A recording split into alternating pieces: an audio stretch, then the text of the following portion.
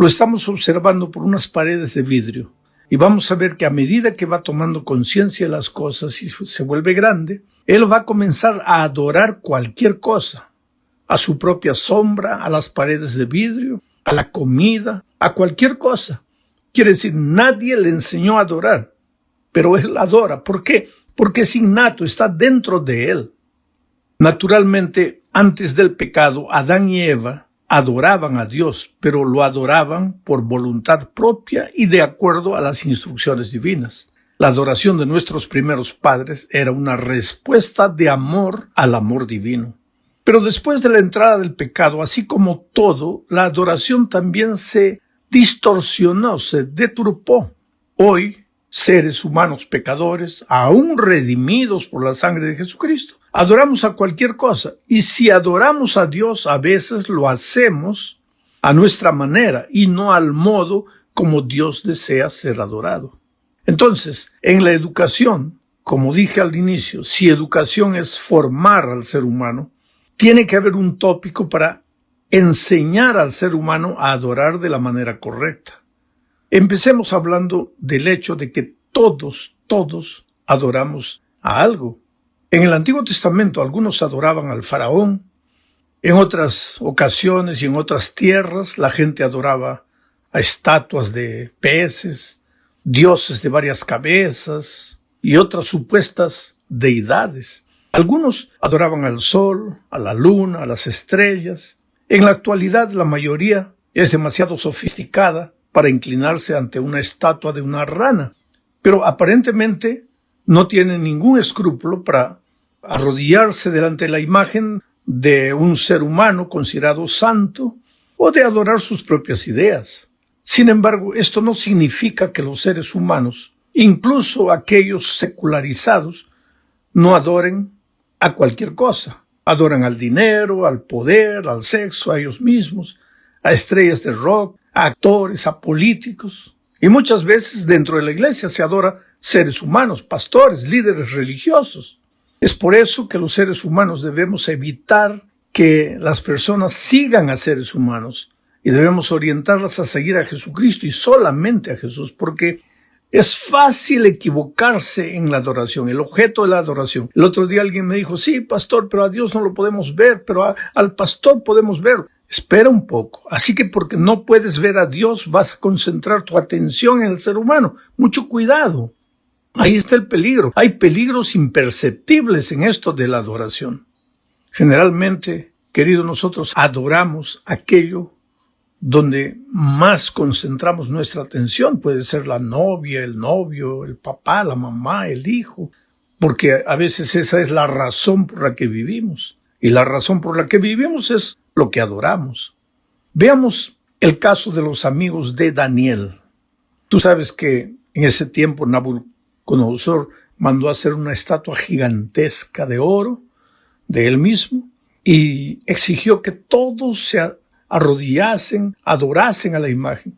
Pero los amigos de Daniel, Sadrach, Mesach, Abednego, pues conocían a Dios, conocían lo que la Biblia enseña acerca de la adoración. Solo Dios merece adoración. Así que ellos se rehusaron a adorar. Y por causa de eso, ellos fueron arrojados al horno, ardiendo.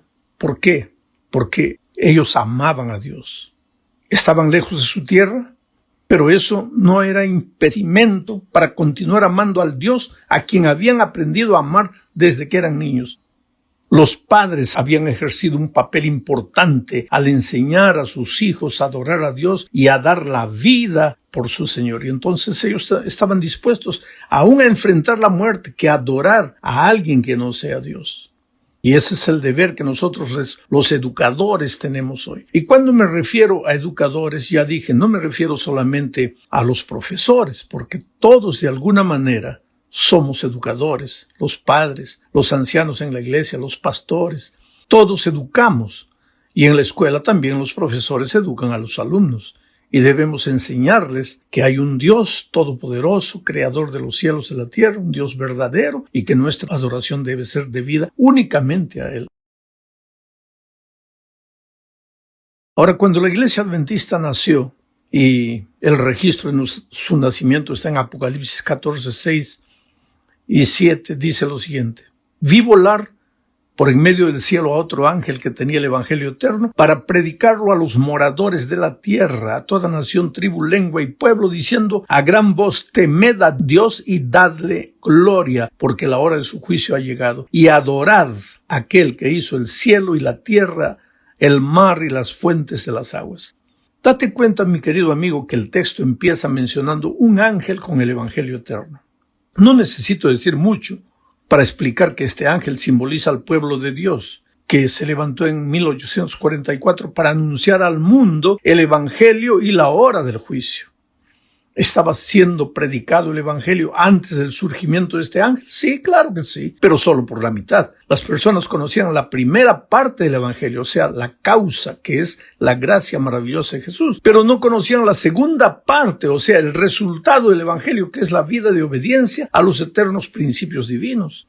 Consecuentemente, era necesario que apareciese un pueblo con el mensaje completo, y ese pueblo es el remanente. El remanente tiene como propósito de su existencia predicar el evangelio eterno, que no involucra solamente perdón, sino también obediencia y restauración. Jesús no murió solo para perdonar nuestros pecados, sino también para librarnos del poder que el pecado ejerce en nosotros después de la caída de nuestros primeros padres. Pero el texto que estamos comentando afirma que el evangelio eterno involucra también adoración. Y aquí vemos un peligro, porque así como el enemigo a lo largo de los años trató de deturpar el evangelio, de torcerlo, de deformarlo y amputarlo, haciendo que los hombres prediquen solo la mitad del evangelio, así también sucedió con la adoración, que es parte del verdadero evangelio.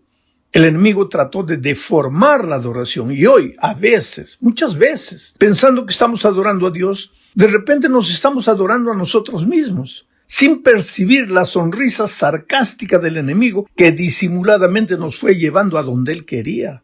Entonces, es necesario reconocer las características de la verdadera adoración. Volvamos al texto. El versículo dice que el ángel que Juan vio con el evangelio eterno afirmaba que la verdadera adoración involucra temor. Temed a Dios y dadle honra, dice. Naturalmente, este temor no tiene nada que ver con el temor enfermizo que es fruto de la entrada del pecado a este mundo. Pero como el enemigo es astuto, puede hacer que las personas adoren a Dios como si fuesen esclavas, con miedo de recibir el castigo del enfurecido patrón. Este tipo de adoración te conduce a una experiencia neurótica cuya motivación principal es el miedo. Pero si el enemigo no te logra llevar a este extremo, te llevará al otro, o sea, a tratar a Dios como si fuese alguien semejante a ti, tu camarada y nada más. Pero el texto declara que la verdadera adoración involucra temor en el sentido de respeto y reverencia. Dios es un Padre maravilloso, no quiere esclavos, desea que sus hijos sean sus hijos. No busca máquinas programadas para obedecer, anhela seres que voluntariamente le adoren porque reconocen la soberanía divina y la dependencia humana. Nadie debe acercarse a Dios con miedo, pero tampoco nadie puede aproximarse de Él como se acerca de cualquier otro ser humano, porque Dios es Dios y el hombre es hombre. Ahora, otro pensamiento que destaca en el texto es que la gloria en la verdadera adoración debe ser dada a Dios y no al adorador. El centro de la verdadera adoración es Dios y no los sentimientos del ser humano. Cuando alguien dice, me gusta cantar este tipo de música porque me siento bien, es necesario pensar si el centro de la experiencia es Dios o el sentimiento humano. Cuando alguien defiende un tipo de música, sea antigua, sea moderna, pero la defiende con uñas y dientes al punto de agredir el espíritu de unidad de la iglesia, es necesario pensar si el centro de la adoración es Dios o es un estilo de música. La adoración solo la merece Dios. ¿Y cuál es la razón? La razón es que la hora de su juicio ha llegado. Quiere decir que el verdadero evangelio y la verdadera adoración incluyen también un sentido de rendimiento de cuentas. No es solo haz las cosas como quieras, sino hazlas como yo te digo, porque un día, quieras o no, vas a tener que dar cuenta. El juicio involucra la idea de rendimiento de cuentas. Hay un juez que todo sabe, conoce las verdaderas intenciones. Tú puedes decir cosas muy bonitas con la boca y esconder sentimientos egoístas en tu corazón, pero llega el día en que todo eso será expuesto, porque Jesús no es solo tu redentor, sino también tu juez. Vamos a la segunda parte de este estudio. Hablaremos aquí de la herencia espiritual que dejamos a nuestros hijos. Israel es un ejemplo en este sentido. Los abuelos repetían a los hijos y esos hijos a sus hijos y esos hijos a sus hijos. No solo repetían, sino escribían verdades eternas en los dinteles de las puertas.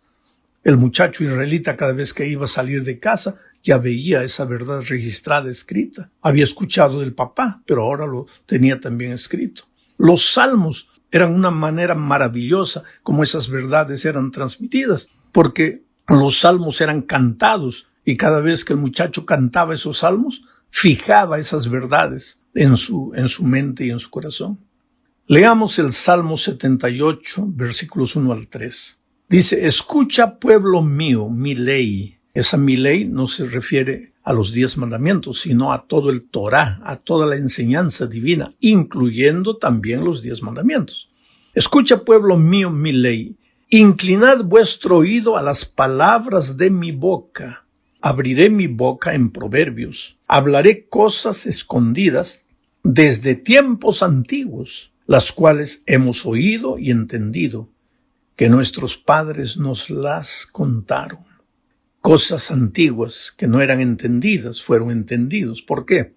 Porque nuestros padres nos las contaron. Nuestros maestros, nuestros profesores. ¿Y por qué? Porque Israel había recibido la orden divina y fue una de las cosas que conservaron hasta el final, el repetir y repetir para sus hijos, el enseñar. Educación es repetir el mismo concepto una y otra vez, de diferentes formas, en diferentes circunstancias, pero repetir el mismo concepto hasta tener la seguridad de que el alumno o el hijo o la persona ha asimilado ese concepto. Vamos ahora a la tercera parte. Aquí hablemos de las palabras de Jesús a la mujer samaritana. Leamos Juan 4:24. Dice, Dios es espíritu, y los que le adoran en espíritu y en verdad es necesario que adoren. Estas palabras Jesús dijo a la mujer samaritana, porque la mujer samaritana estaba solita.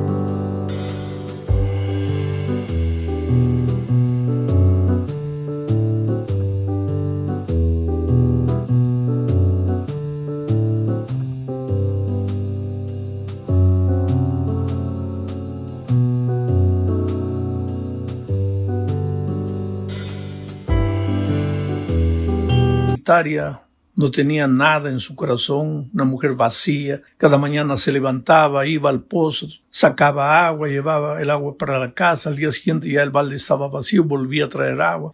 La mujer samaritana simboliza al ser humano de corazón siempre vacío, pero se encontró ese día con Jesucristo y Jesús quiso llevarla a entender la naturaleza de la salvación. Le habló del agua de la vida y la mujer no mostró un interés inmediato en el agua, sino que se fue al tema de la adoración, porque le dijo, tú eres judío, yo soy samaritana. Los judíos adoran de esta manera, nosotros los samaritanos adoramos de esta manera. Y la respuesta de Jesús entonces fue, Dios es espíritu, y los que le adoran en espíritu y en verdad es necesario que le adoren. La palabra espíritu aquí podría ser usada como sinónimo de corazón. Dios, tú no lo puedes tocar, tú no lo puedes ver, pero tú le puedes servir con el corazón. Y tienes que adorarlo con el corazón. Por eso yo siempre digo que el mejor instrumento para la adoración no es ni guitarra, ni piano, ni órgano. El mejor instrumento para adorar es el corazón. Tú puedes adorar con cualquier instrumento, pero si tu corazón está polucionado por el pecado, tu adoración no llega a Dios. En lugar de llevarle el cordero, le estás llevando el fruto de la tierra. Y por más bonito que te parezca el fruto de la tierra, no agrada a Dios. Porque lo que le agrada a Dios es un corazón limpio, un corazón transformado por su gracia. La mujer no entendía esto. En lugar de aceptar el perdón de Jesucristo y nacer en Cristo, ella estaba más preocupada en las exterioridades de la adoración.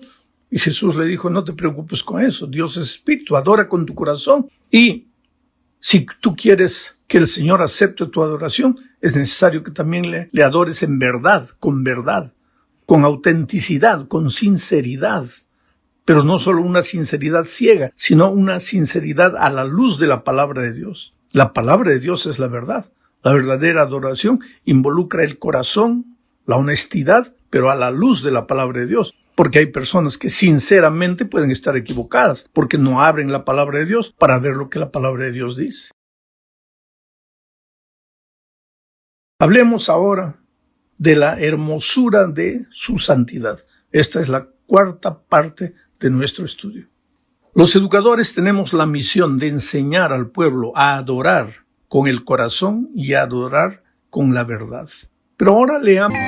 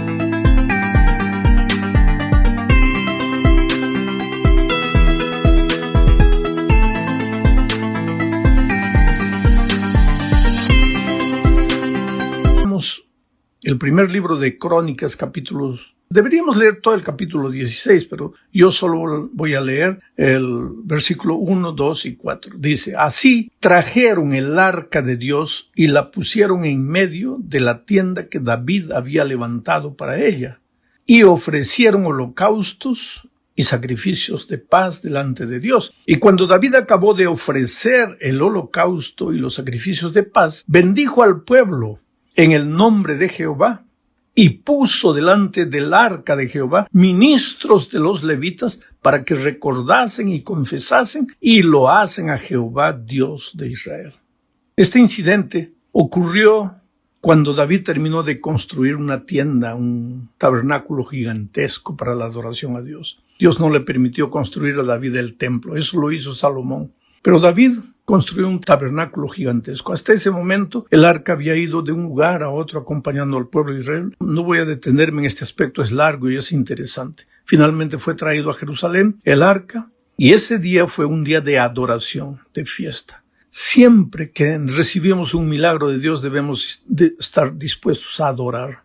Cuando estamos pasando por tribulaciones debemos adorar. Cuando estamos felices porque Dios hizo maravillas en nuestra vida, debemos adorar. La adoración es parte de la vida del pueblo de Dios, porque es el reconocimiento de un Dios grande. No estamos solos en la vida. Él está guiando nuestros pasos. Bueno, ese día fue un día de adoración, de alegría, de júbilo, y dice el texto bíblico que fueron colocados al lado del arca levitas para loar a Dios, para recordar, para confesar y loar a Dios. Pero el versículo 29 de este capítulo que estamos leyendo, Primera de Crónicas, capítulo 16, el versículo 29 dice, dad a Jehová la honra debida a su nombre, traed ofrenda y venid delante de él, postraos delante de Jehová en la hermosura de su santidad. Interesante, hay mucho que comentar aquí, pero el tiempo es corto. Nunca el pueblo de Israel llegaba para adorar al templo de manos vacías. Y un ejemplo lo tenemos en la viuda. Esa viuda que llevó una monedita mientras los otros iban haciendo caer abultadas sumas de dinero. La viuda llegó por un canto, sin ser reconocida, medio con vergüenza, llevando lo único que tenía, una monedita. Porque el pueblo de Israel nunca adoraba de manos vacías. Lleva a Dios lo que tengas, lo que puedas. Y si no tienes nada, llévale tu corazón. Pero por favor no me digas, le estoy trayendo mi corazón cuando estás dejando algo. Lleva a Dios, porque para Dios adoración de manos vacías no es adoración. Y cuando digo de manos vacías, no quiere decir que no tengas nada en tu mano. Lo que quiero decir es que ten la seguridad de que le estás ofrendando a Dios hasta de tu necesidad, hasta de tu pobreza, hasta de tu carencia. Pero le estás llevando a Dios lo mejor que tienes, la monedita más nueva que encuentres, el billete más nuevo que encuentres. El valor no interesa, pero ofréndale a Dios lo mejor. Eso es parte también de la adoración. Y canta con tus labios, con tu boca, canta con tu corazón. Dale a Dios lo mejor. ¿Por qué? En la hermosura de su santidad, en la hermosura de su ser, de su amor, de su misericordia, de su gracia, ríndele todo lo que tengas y lo que puedas a Dios. Llegamos al fin de este estudio hablando de la idolatría en la educación. ¿Qué significa eso? Idolatría en la educación. Leamos Marcos 7, 7 al 9. Pues en vano me honran enseñando como doctrinas mandamientos de hombres, porque dejando el mandamiento de Dios, os aferráis a la tradición de los hombres, los lavamientos de los jarros y de los vasos de beber, y hacéis otras muchas cosas semejantes. Les decía también, bien invalidáis el mandamiento de Dios para guardar vuestra tradición. ¿En qué consiste la idolatría de la adoración? Yo estaba viajando una vez en un avión y mi compañero al lado era un ateo. Y de repente comenzamos a hablar y él descubrió que yo era pastor. Le dije que era pastor y él me dijo, bueno, disculpe, yo soy ateo, yo no creo en Dios. Y él defendía apasionadamente sus ideas. Yo trataba de evitar discusión, pero él defendía sus ideas. Llegamos al tema de la adoración y él dijo que no adoraba nada y no adoraba a nadie, porque nadie era digno de su adoración. Pero sin darse cuenta, él estaba adorando a sus ideas. Él estaba adorando sus argumentos. Él adoraba lo que pensaba, porque no hay nadie que diga no adoro a nada. ¿Sabes cuál es el peligro de la idolatría en la educación? Que tú consideres más importante lo que los seres humanos dicen que lo que la palabra de Dios dice.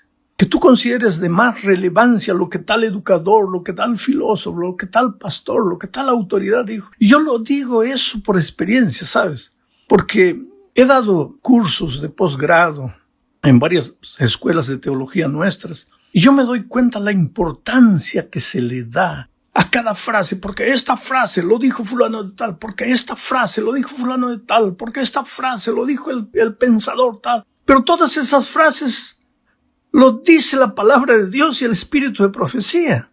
Pero nosotros no le damos importancia. ¿Por qué? Porque nos impresiona. Parece que nos sentimos más importantes cuando mencionamos seres humanos de este mundo falibles. Y daríamos la impresión, tal vez, pensamos así, de que si mencionamos solo Biblia y espíritu de profecía, somos